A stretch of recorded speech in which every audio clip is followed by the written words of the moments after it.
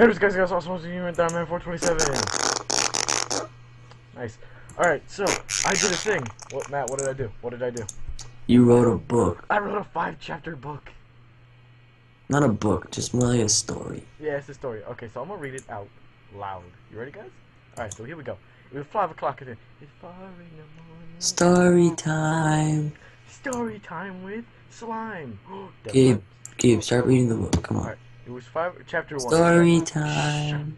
Alright, so the book is called Orange Juice. Story time. I'm gonna kick you from the Skype call. In other words, we're just gonna leave the Skype call. This book is called Orange Juice Date. Alright, so I'm gonna read It's fucking story. Okay, I'm It done. was 5 o'clock in the morning. 5 o'clock in the morning when my mom woke me up and hit me in the head with a brick. It was 5 o'clock in the morning when the alarm started buzzing. Joe grabbed the brick after attempting many times to press snooze and threw it at the alarm. Joe got up and walked into the bathroom. I hate Mondays, he said, looking at himself in the mirror. He took a 3.5-minute shower. He went into his room and got dressed. His mom called from downstairs and said, Now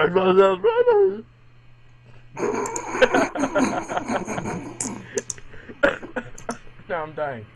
Joe rushed downstairs to pancakes, toast, and a glass of orange juice. He ate his breakfast, thanked his mom, and walked down. Shut up. Walked down the street to wait for the bus. When he got to the end of the street, he saw a small group of girls laughing and talking. He turned to face away from them and saw his friend Jennifer walking towards him. When she got there, they talked till the bus came, and he sat in the front seat and she sat in the back. On the way to school, Joe finished his homework from Mr. Smith. What? For Mr. I think the Smith. title of this video should be Fucked Up Story Time with Gabe and Matt. For homework from Mr. Smith, his science teacher, Mr. Smith. Welcome to We Can't Read, starring Gabriel. Alright, shut up. I gotta do this. When the bus arrived to school, Joe got off the bus and waited. When the bus arrived, Joe got off the bus. Wow. Do you need help? No.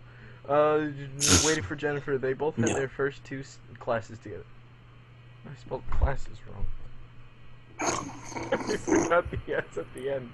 Classes together and sat next to each other. The bell rang to start first period. Mr. Smith.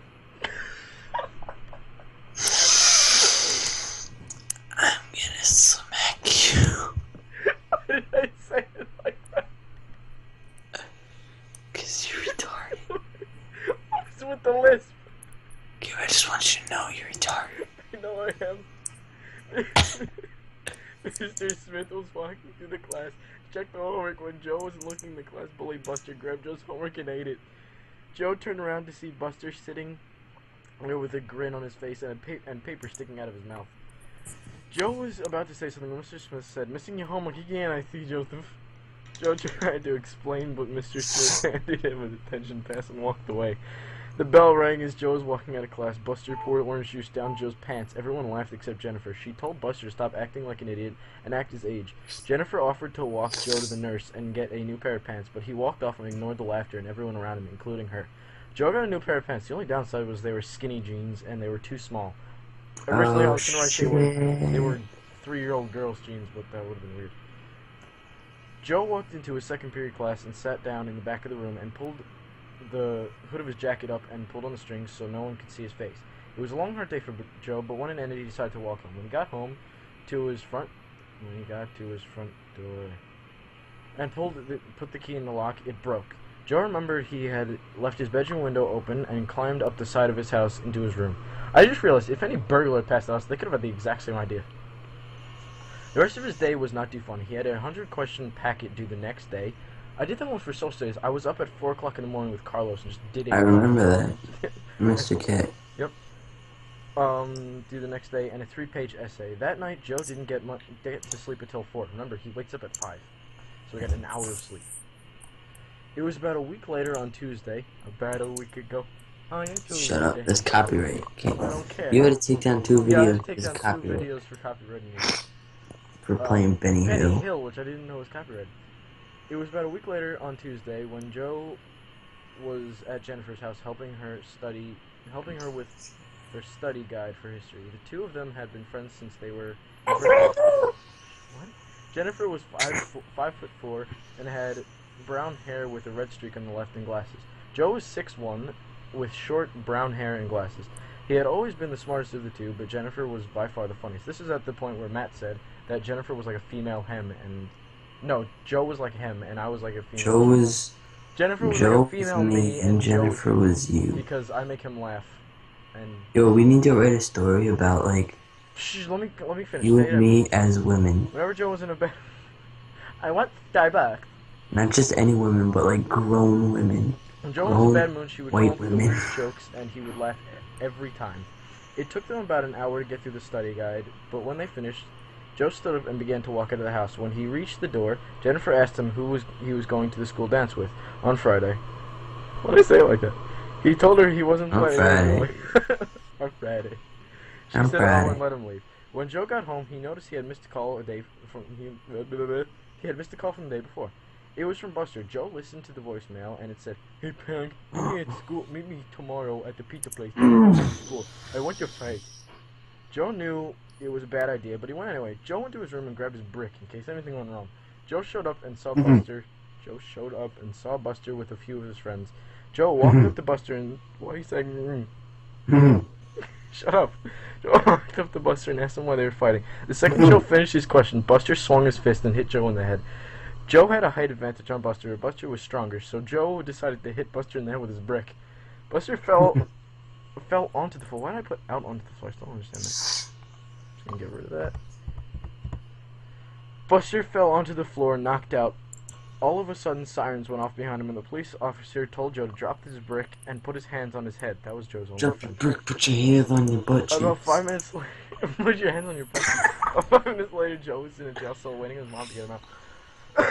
Chapter 3. So drop your hands, put your brick on your butt cheek. I mean, wait. Chapter 3, A Night in the Slammer. Joe was in his cell when the door opened. Joe sat up to see a huge man about 7'5", and scars all over his face lumbering into the cell. The man looked up and said... That's like Peabody tall. I know. Peabody's a lot shorter than that. He's a foot shorter than that. Joe replied, "I knocked the kid out with a brick." 6'5". The man said I was robbing a house when the owner pulled a shotgun on me, so I bit his knee off. Joe asked the man his name. He replied, "Bubba." "You?" Joe told the man his name. Bubba said, "I'm going to call you Squirt." Joe did not argue with the man. He just smiled and said, "Okay." Bubba told Joe to go to sleep. For some reason, he thinks he's paranoid or something. So Joe listened. In the morning, the cell door opened again. Joe looked to see his mom standing there. Joe got up and hugged his mom. Bubba stood up and said, "Good luck in the world, Squirt. If you have any problems, you know where I am." Bubba tipped his sombrero and sat back on the bed.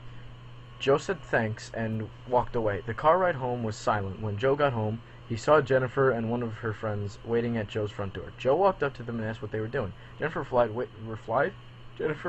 "Waiting for you, stupid." Joe smiled and invited them inside.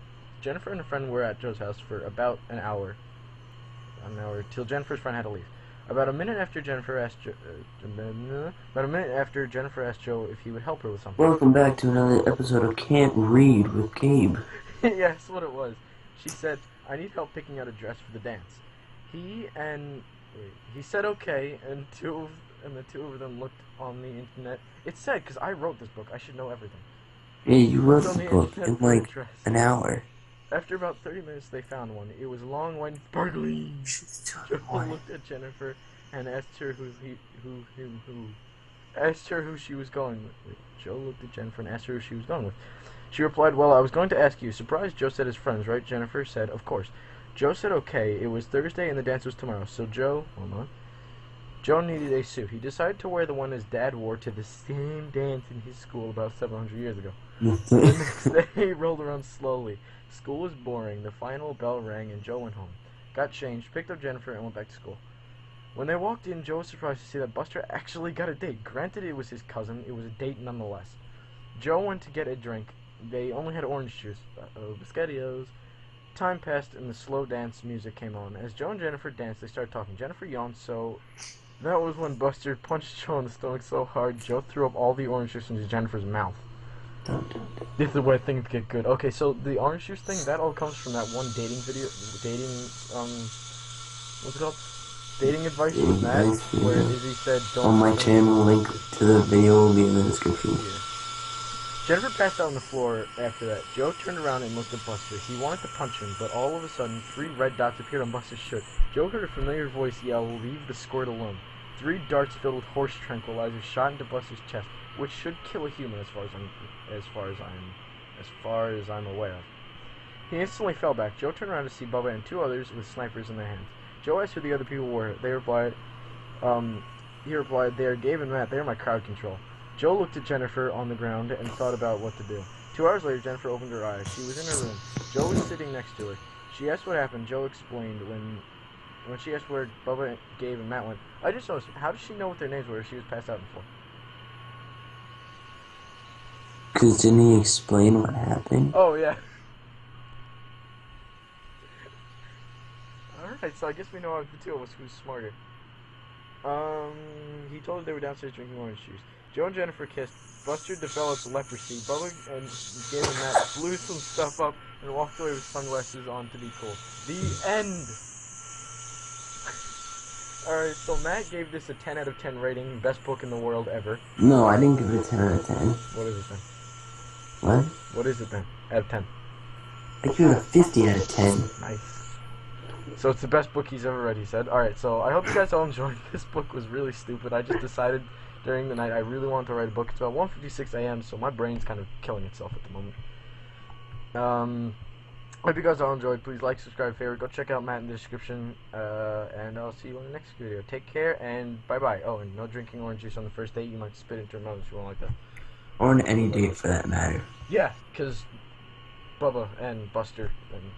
Because you're gonna, like, throw up into your girlfriend's mouth. Yeah, things are weird. Or for that matter, like, just even if you're married, don't drink orange juice on the date. Just don't drink orange juice in general. No orange juice in the house is bad. And for any of my family members watching this, yes, I know you're probably insane and messed up in the brain. Yes, I am. Oh, full of vitamin C and shit. Matt, say goodbye. Hello. Good enough. And I can't press shift F10 to actually end the video, so I kind of manually do.